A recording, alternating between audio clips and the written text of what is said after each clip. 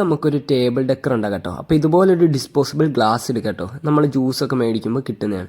അതിലേക്ക് നമുക്കിനി എന്ത് ചെയ്യുക, ഒരു മഞ്ഞിൻ്റെ തീമിലായതുകൊണ്ട് ഒരു വൈറ്റ് ബാക്ക്ഗ്രൗണ്ട് കൊടുക്കാം. അപ്പോൾ ഹാഫായിട്ട് കൊടുത്താൽ മതി, നമുക്ക് വെളിയിൽ നിന്ന് കാണുന്ന വിധത്തിൽ കൊടുക്കാം. അപ്പം പകുതിക്ക് നമുക്ക് വൈറ്റ് ബാക്ക്ഗ്രൗണ്ട് അടിച്ചെടുക്കാം കേട്ടോ. അപ്പോൾ അതാ ഇതേമാതിരി ഇരിക്കും.